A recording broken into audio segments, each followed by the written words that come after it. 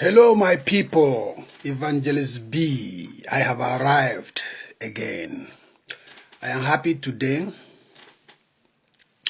because when I turn up my social media this morning, I find something that I feel like making me sad, but eventually it turned out to be a thing of joy.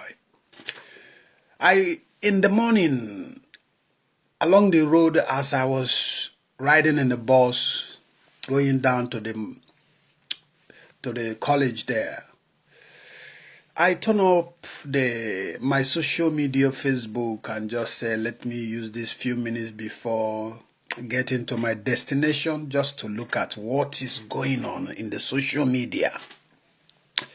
Behold, I saw Pastor Sunda Denija forwarded something that somebody posted in his timeline maybe, and I saw another person that posted it that Nnamdi Kanu have called off the boycott of the election.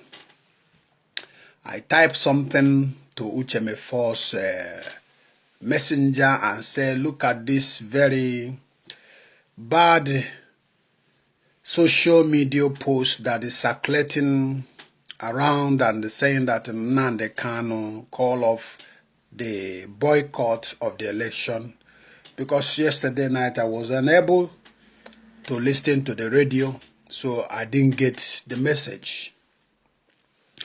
So before getting to the college campus, and I sat down in a coffee shop, wanted to take a cup of coffee to at least to ginger up my body, to activate my body from the cold. I saw a series of messages coming up and somebody saying, I was disappointed that Nnamdi Kanu could do this, and I saw another person complain. I saw this, our brother Joseph, he did a video and talking about, reminding people about what he said previously that God showed him in the dream. I listened quickly. I don't like to listen to videos in the morning just not to upset myself. But I quickly listened to his video, and I found out when he said that people should cool down, that he told them this thing earlier on. The only thing that our people do not take note of things. When I listen, I close it and stroll up again in the Facebook, and I saw Karamonde. And anything I get from Karamonde post, I see it as an authentic because she doesn't post anything anyhow. So immediately I saw it from Karamonde, I forward it. Then this brother's video also confirmed that there is a call off for the boycott. And I saw something that the terms and condition has been made. The condition he gave to the zoo government, that the zoo government have accepted these terms, and that there is a document that have even signed that he said he will disclose it very soon, that Biafrans will see, that he has a written document, a signed document of the agreement. Then I became happy, very much happy. I thought the propaganda was what is going on from Yoruba people or some that Denija, maybe they have wanted to, tomorrow is a election day, they just want to use it to make our people or to confuse our people to come out to vote, and it turned out to be reality. I was very, very, very much happy. I was excited so much.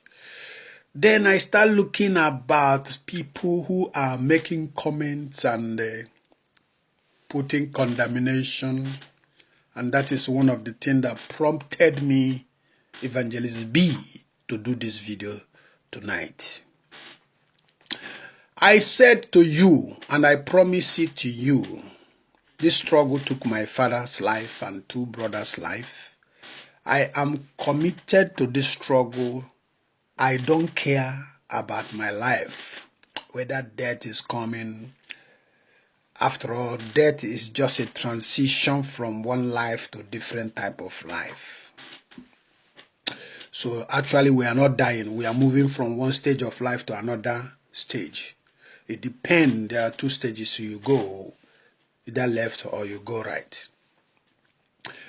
So I am committed so much, I decided that, okay, when I come back this evening, that I'm going to make another video, because this is my own part that I'm playing to make sure I encourage Biafrans to what I know that is noble, to what I know that is good, to what I know that is right. I am committed to the justice of the freedom of our people and the liberty and the equity of our people. That's what I'm committed to. Now, so many of us that are saying that Nnamdi Kanu, they never believe he could do this. I want to ask you a question. Are you leading Nnamdi Kanu? Or Nnamdi Kanu leading you and me? Did you go to prison? Or did Nnamdi Kanu go to prison? Went to the prison? Did Nigerian army pursue you in your house with the armorers and the fighters, jet and the helicopter roaming on the sky and shooting rampagely, killing people? Did they come to your house and shoot like that, or did they went to Nnamdi Kanu house? When Nnamdi Kanu is telling us that they have asked him in the prison what he wants, can he forfeit the issue of Biafra, whatever they want him? He wanted from them, that is going to, they are ready to offer it to him. Did they offer it to you? No. Now, we the Biafrans should behave like intelligent people. What was Nnamdi Kanu asking for? They are marginalizing us. Carry military garrison put everywhere in the eastern Nigeria, checking point, police everywhere, extorting money from our people. That is unacceptable. We cannot tolerate it. The governors, the president, they don't build our road. All the seaport we have in Iguacha and Calabar, none of them is functioning. Niger Bridge, the second Niger Bridge, they use it to make us play fool every time that enough is enough. Niger Port, that place in Onitsha Port, that they have drained during the time of Jonathan regime and is eventually abandoned it. That he wants ship to be coming down there, even if it is lightweight ship, that he wants it to be coming there. Airport of Iguacha, Port Harcourt, Enugu, all manner of flight will be landing there without any restriction. Was it not what we are asking for? So that we will not take in our goods to Lagos. So that we will not be flying. If you want to fly from your land, you first of all go to Lagos and patronize them. Is it not what we are complaining about? Education system, quota system. Is it not what we are complaining? The military employment, recruitment, police recruitment, custom recruitment, conditioned. That is particular. Is it not what we are talking about? About marginalization. Now, the 1999 Constitution, which deny you and me the referendum we are talking about. Is it not what Nnamdi Kanu is saying, that before anything could be done, that constitution must be abolished? Is it not what he said? Is it not what he's pursuing? Is it not what make me and you to see what he's doing, and we feel that he has a noble cause that he pursued, and we all anonymously begin to accept and support him in order for us to be free, because we think he's speaking our mind. Our thought, our thinking, he's speaking it out. Some of us that doesn't have voices, he speak our voice. Then why is it? Another question I want to ask you. Do you know that all these times Nnamdi Kanu have been going to meeting, negotiating and no negotiating, disagreeing? Do you want to tell me that when you are fighting with somebody, you will say only what you want is what you want and they should go to hell? No. That's stupidity to the highest order, whoever that is thinking like that. Everything in this world is about lobbying, consultation upon consultation upon consultation upon consultation, until we reach an agreement. There is agreement they call agreement of fairness. There is agreement they call agreement of justice. Nnamdi Kanu is seeking for agreement of fairness because what is done to his people is unfair. is looking for agreement of justice.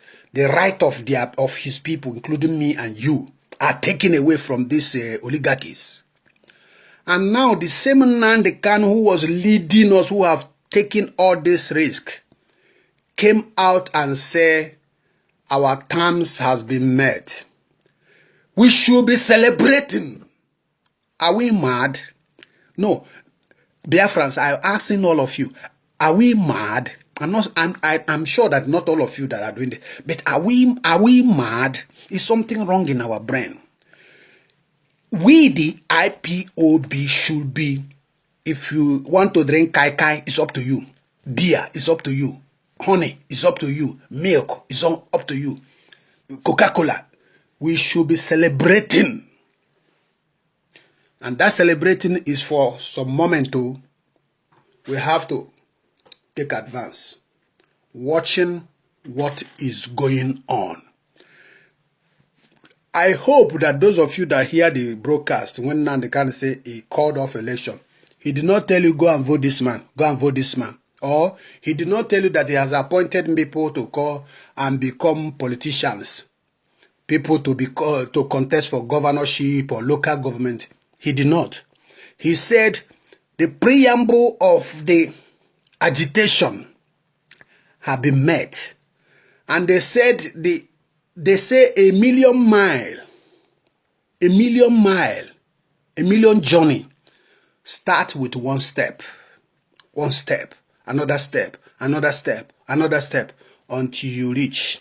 And one step of a time, we'll be able to reach the destination where we are going. Our destination is what? Restoration of full sovereignty of Biafra.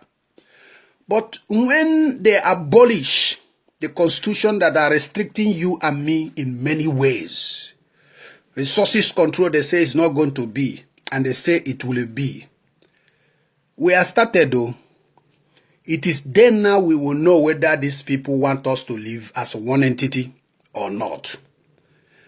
Because there must be full implementation of autonomy that the people should develop their land. You cannot restrict me if I have the brain to build house in the Jupiter, or in the moon, or in the star, or to any planet that I want to go. You won't tell me because you are you are emir of Sokoto, or you are emir of whichever kingdom of Islamic fundamentalists that you are in the north, that you will tell us this is what we are going to be doing, controlling us in our own land. Is it not what Nnamdi Kanu is fighting for? I said the IPOB should be happy. You should feel relevant.